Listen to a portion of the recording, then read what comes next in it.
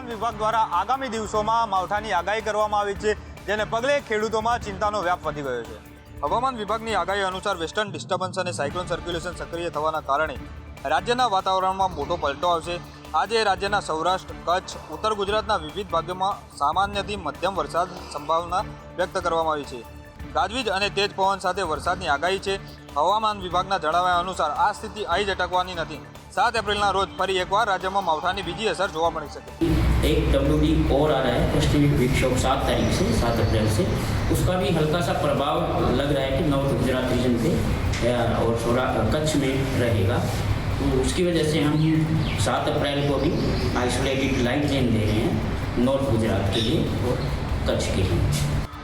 આમ ભર ઉનાળે ચોમાસા જેવો માહોલ સર્જાતા જનજીવન અને ખેતી બંને પર માઠી અસર પડવાની શક્યતા છે.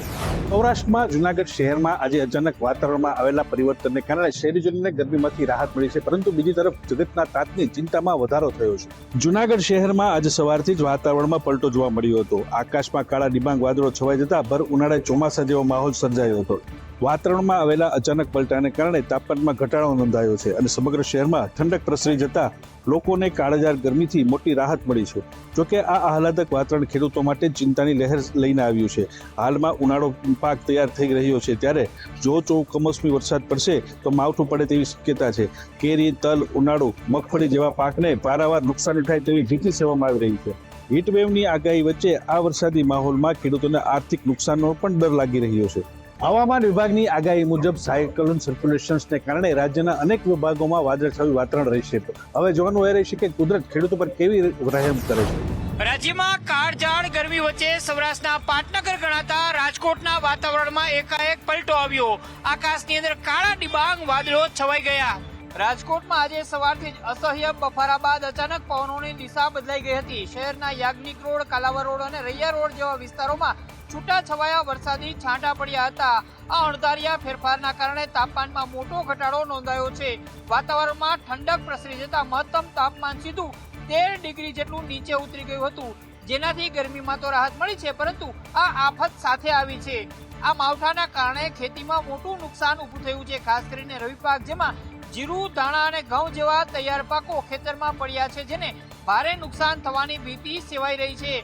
ખેડૂતોના હાથમાં આવેલો કોળિયો છીનવાઈ જવાના ડરથી ધરતીપુત્રો ચિંતિત બન્યા છે.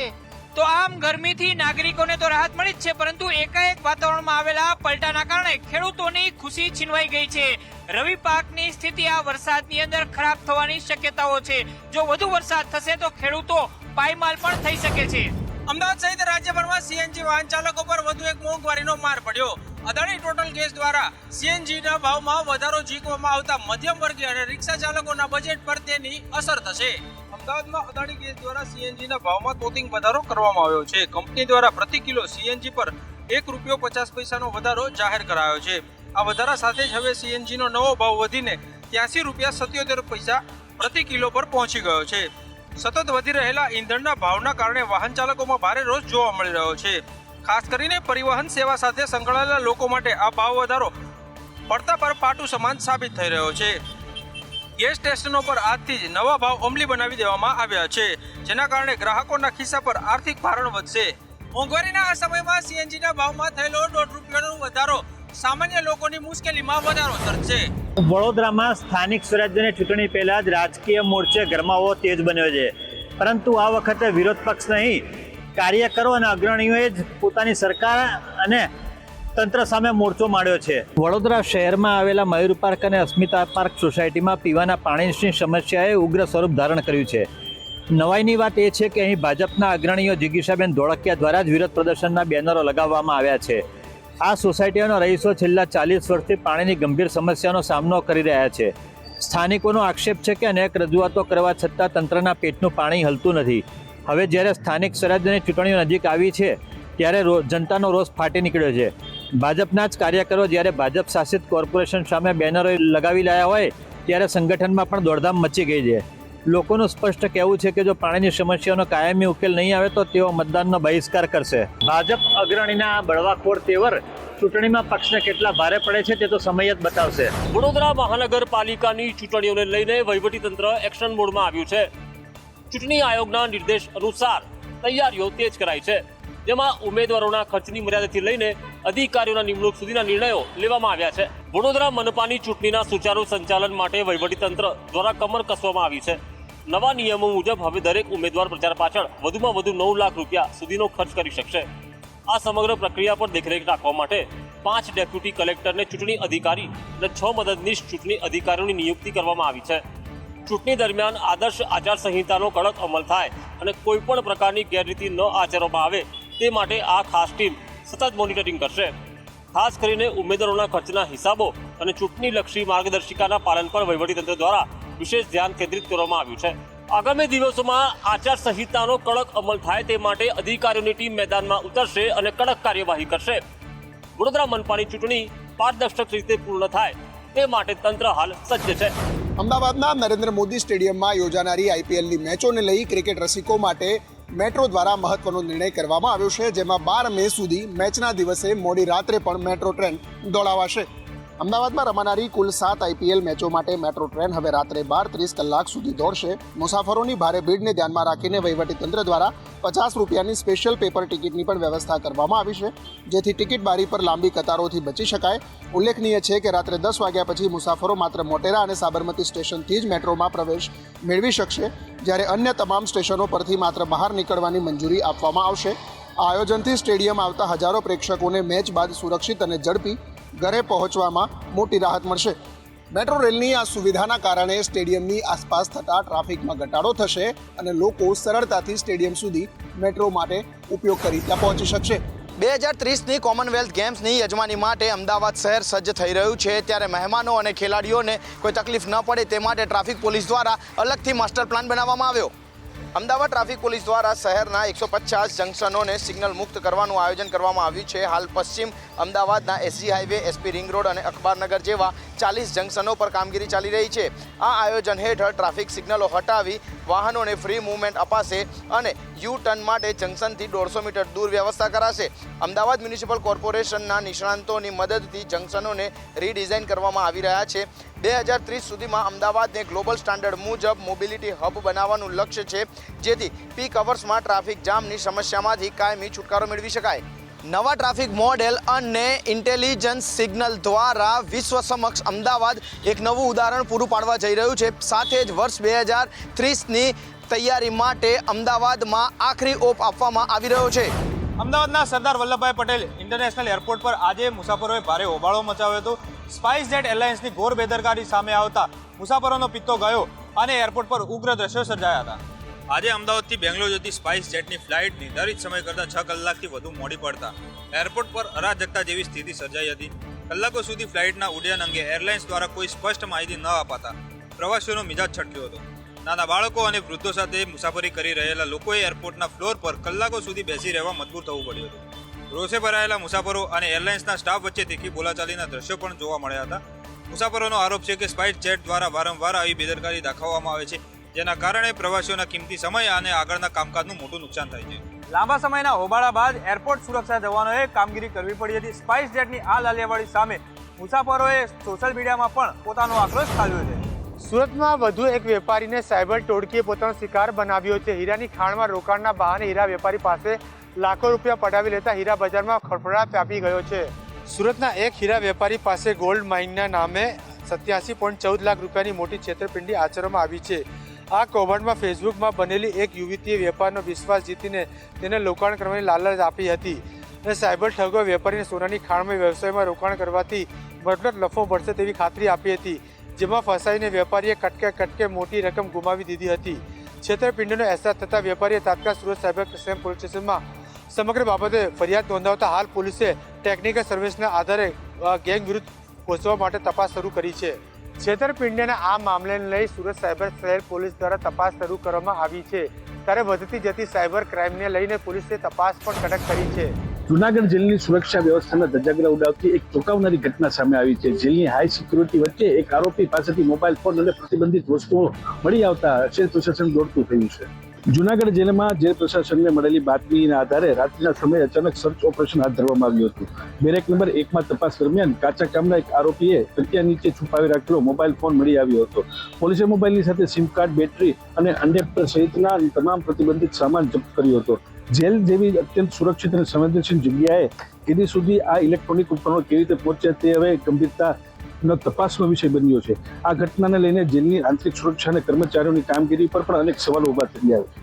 હાલમાં જેલ સત્તાવાળાઓએ પ્રતિબંધિત વસ્તુ રાખવા બદલ સંબંધિત આરોપી વિરુદ્ધ ગુનો નોંધીને વધુ તપાસ હાથ ધરી છે. આ ઘટના બાદ જેલની સુરક્ષામાં રહેલી મોટી ખામીઓ અને બેદરકારીને લઈને ઉચ્ચ સ્તરે ચર્ચાઓ જાગી. ભાવનગર વહીવટી તંત્રમાં જેની લાંબા સમયથી ચર્ચા હતી તે અશાંત ધારા ભ્રષ્ટાચાર મામલે મોટી કાર્યવાહી કરવામાં આવી છે. ભાવનગરના મદદનીશ કલેક્ટર પ્રતિભા દહિયાએ પોતાના જ ડ્રાઈવર મોમીન પઠાણ વિરુદ્ધ પોલીસ મથકે ફરિયાદ નોંધાવી છે. સમગ્ર વિવાદ ત્યારે શરૂ થયો જ્યારે સોશિયલ મીડિયા પર એક વિડીયો વાયરલ થયો હતો. આ વિડીયોમાં ડ્રાઈવર મોમીન પઠાણ અશાંત ધારા હેઠળ મિલકત તબદીલીની મંજૂરી અપાવવાના બહાને 14 લાખ રૂપિયાની લાંચ માંગતો હોવાનું સામે આવ્યું હતું. આ વિડીયો સામે આવ્યા બાદ વહીવટી તંત્રમાં ભૂકંપ આવી ગયો હતો. મદદનીશ કલેક્ટર દ્વારા આ મામલે આંતરિક તપાસ હાથ ધરવામાં આવી હતી. તપાસના 15 દિવસના અંતે પુરાવાઓને આધારે પોતાના જ તાબાના કર્મચારી વિરુદ્ધ ગુનો દાખલ કરવામાં આવ્યો છે.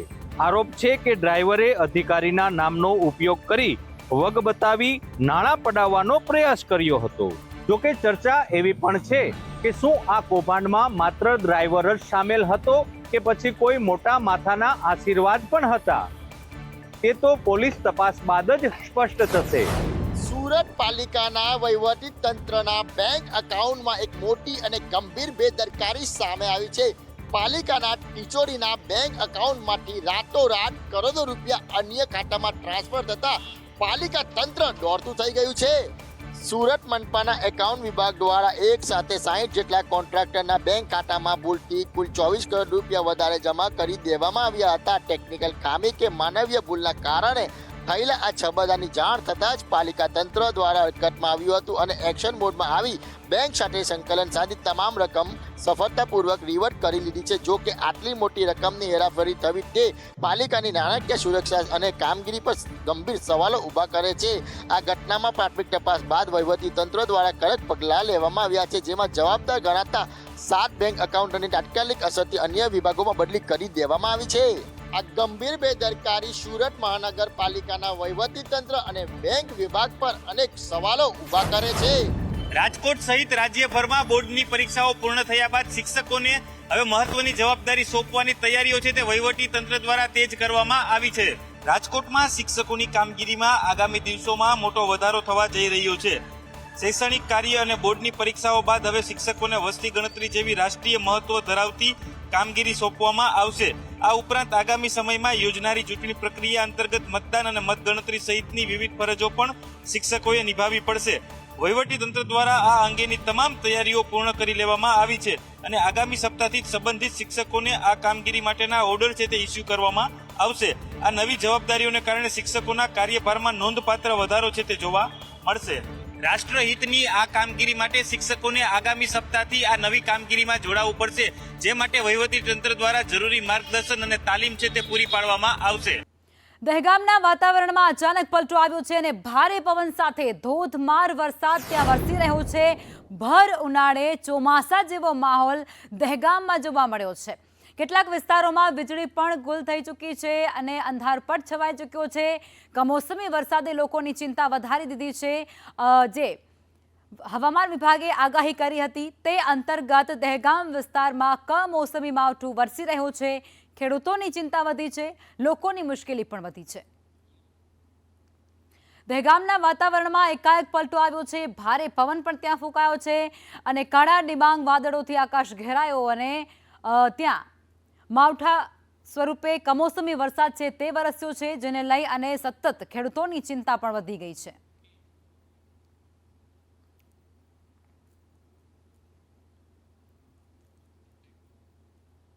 વડોદરાના પદમલામાં પથ્થરમારાનો એ મામલો, જેમાં પોલીસે 21 આરોપીઓની ધરપકડ કરી નાખી છે. 27 જેટલા આરોપીઓ સામે ફરિયાદ નોંધી દેવામાં આવી છે. વાહન ઓવરટેક કરવાના મામલે આ બબાલ થઈ હતી અને જેમાં એક જ કોમના 2 જૂથ સામે આવી ગયા હતા. આ બબાલની અંદર પોલીસે કાયદાકીય કાર્યવાહી હાથ ધરી છે અને તેમાં જે આરોપીઓ હતા તેમને ઝડપી પાડવા માટે ચક્રો પણ ગતિમાન કર્યા હતા. ક્રાઇમ બ્રાન્ચની ટીમે હથિયાર સાથે એક આરોપીને ઝડપી પાડ્યો છે. દાણી લીમડામાંથી શખ્સને હથિયારો સાથે ઝડપ્યો છે. અબ્દુલ રફીક ઉર્ફે તિલ્લીને ક્રાઇમ બ્રાન્ચે દબોચી લીધો છે, જેની પાસેથી 2 દેશી તમંચા અને 4 જેટલી જીવતા કારતૂસ પણ મળી આવ્યા છે અને આરોપીને પોલીસે ઝડપી કાયદાકીય પગલાં ભર્યા છે. આ ઉપરાંત આરોપી પાસેથી 10,000 અને 400નો મુદ્દામાલ પણ જપ્ત કરી લેવામાં આવ્યો છે.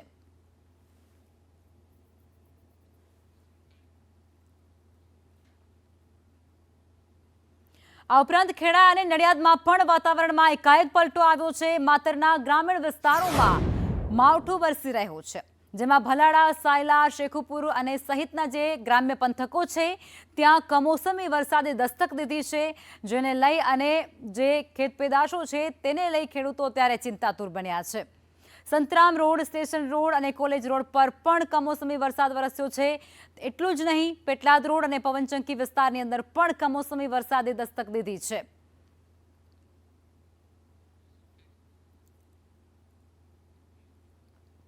આ તરફ આણંદના તારાપુરના વાતાવરણમાં પણ પલટો આવ્યો છે. તારાપુરમાં ભારે વરસાદ સાથે પવન પણ ફૂંકાવાની શરૂઆત થઈ ચૂકી છે, જેમાં જલ્લા, મોભા અને ભંડરેજ સહિતના જે ગામડાઓ છે ત્યાં કરા સ્વરૂપે કમોસમી વરસાદ વરસ્યો છે. ખેડૂતો અને સ્થાનિકોમાં અત્યારે ચિંતા વધી ચૂકી છે. હવામાન વિભાગની આગાહી અનુસાર આણંદના તારાપુરના ગ્રામ્ય પંથકોમાં પણ અચાનક વાતાવરણમાં પલટો આવ્યો છે અને ભારે પવન સાથે કરા સ્વરૂપે માવઠું વરસી રહ્યું છે.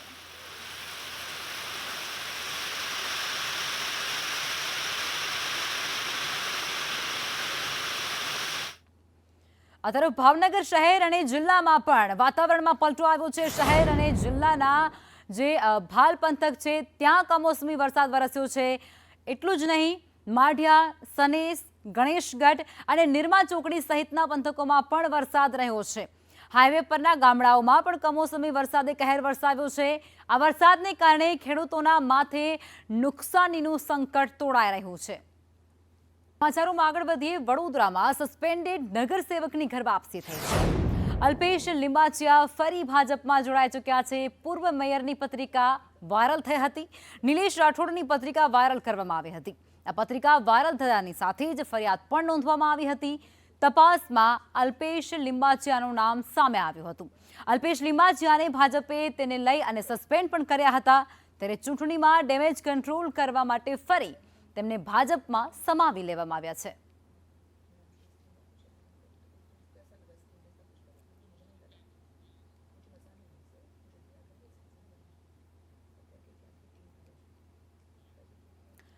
સુરતમાં ગોપીપુરામાંથી 6.44 લાખનું એમડી ડ્રગ્સ ઝડપાયું છે. ક્રાઇમ બ્રાન્ચે ડ્રગ્સ સાથે મોહમ્મદ ઝુબેરની ધરપકડ કરી લીધી છે. ડ્રગ્સ આપનાર એઝાઝ બાટલા વોન્ટેડ જાહેર કરવામાં આવ્યો છે, જેને શોધવા માટે પોલીસે તજવીજ હાથ ધરી દીધી છે. સુરત પોલીસે તપાસનો ધમધમાટ તેજ કર્યો છે. છૂટકમાં ડ્રગ્સ વેચતા નેટવર્કનો પર્દાફાશ કરવામાં આવ્યો છે. લાખો રૂપિયાનું એમડી ડ્રગ્સ ઝડપી પાડવામાં આવ્યું છે અને ફરાર આરોપી વોન્ટેડ આરોપીને શોધવા માટે ચક્રો પણ ગતિમાન કરાયા. રેડમાં 214.730 ગ્રામ એમડી, રૂપિયા 6,44,190નો મુદ્દામાલ મળી આવેલ અને એ આરોપી ગોપીપુરામાં રહે છે અને આ આરોપીના વિરુદ્ધમાં બીજા કોઈ ગુના નથી. આ આરોપીમાં એને પકડ્યા પછી એની પૂછપરછ કરતા મુદ્દામાલ ક્યાંથી લાવેલ હતો એ મુદ્દામાલ એજાજ ઉર્ફે બાટલા મુસ્તાક ડાયર શાહપુરનાઓને વોન્ટેડ જાહેર કરેલ છે, જેના પાસેથી એ આ એમડી ડ્રગ ખરીદતો હતો. અને આ જે જુબેર છે એ જુબેર અલગ અલગ વિસ્તારમાં જે પોસ્ટ વિસ્તાર છે 18 વેસુમાં છૂટક એમડી ડ્રગ્સ પડીકી બનાવી અને વેચવાનો ધંધો કરતો હતો.